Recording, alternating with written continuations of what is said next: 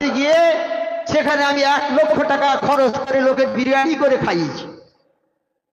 সেই কথা গল্প করছে।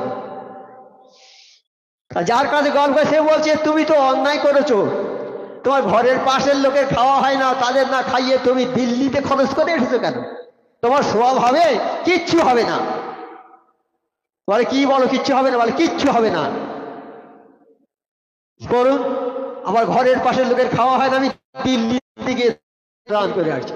যদি সামর্থ্য থাকে বাড়ির লোককে খাওয়া দাও, তারপর বাইরের লোকের দাও। তাই বলেছে দান বাড়ি থেকেই শুরু হবে।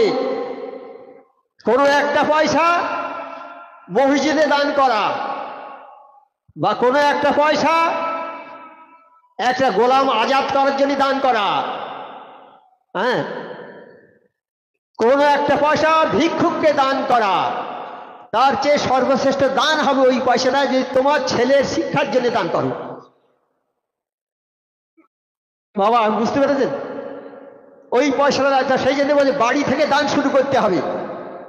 আমি বাড়ি দান করবো না, বাড়ির ছেলেদের লেখাপড়া শেখার জন্য পয়সা খরচ করবো না, আমার স্ত্রীর অসুখ তার জন্য পয়সা খরচ করবো না, আমার আব্বা বয়স হয়ে গেছে তাদের খাওয়াবো না ভালো করে, তাদের দেখবো না, আমি বাইরে গিয়ে লক্ষ লক্ষ টাকা দান করে আসবো। এর মানে নামের জন্য দান করছি, আমি নামের জন্য দান করছি। নাম, আমার নাম করবে লোকে যে অমুক লোক দানি, এখানে এসে 1 লক্ষ টাকা খরচ করে বিরিয়ানি খাই।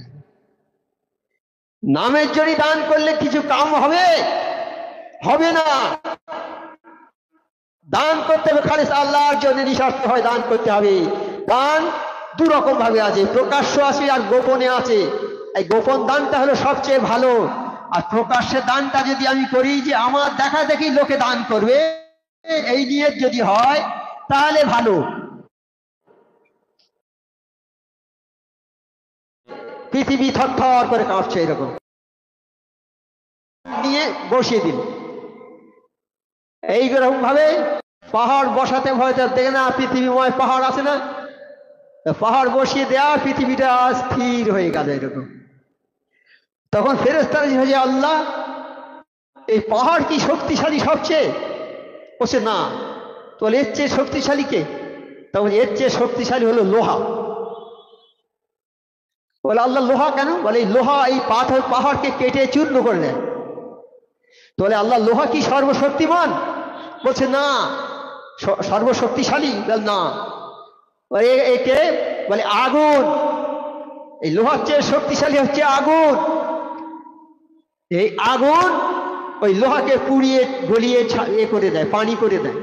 বলে আল্লাহ তাহলে কি লোহাই আগুন কি শক্তিশালী সবচেয়ে? বলছে না, সবচেয়ে শক্তিশালী হচ্ছে পানি। এই পানি যদি আগুনে দেওয়া যায় আর আগুন নিভে যাবে। তো আল্লাহ তাহলে আগুনটাই সবচেয়ে শক্তিশালী, এই পানিটা? বলছে না, এর চেয়ে শক্তিশালী হচ্ছে বাতাস। এই বাতাস পানিটাকে উড়িয়ে আর একদিকে নিয়ে চলে যায়। এই বাতাস হচ্ছে সবচেয়ে শক্তিশালী। হ্যাঁ, বলছে আল্লাহ বাতাস কি সবচেয়ে শক্তিশালী? আমার আল্লাহ বলেন না, সবচেয়ে শক্তিশালী হলো সেই মানুষ ডান হাতে দান করে বাম হাত জানে না। বুঝেছেন? সেই মানুষ হলো সবচেয়ে শক্তিশালী যে ডান হাতে দান করে বাম হাত জানে না। অর্থাৎ দান করে দানের কথা প্রকাশ করা যাবে না। আমরা যারা দান করি 10 টাকা, 20 টাকা, 100 টাকা, 50 টাকা, 2000 টাকা, 10,000 টাকা, 1 লক্ষ টাকা দান যাই করি, দানের কথা প্রকাশ করা যাবে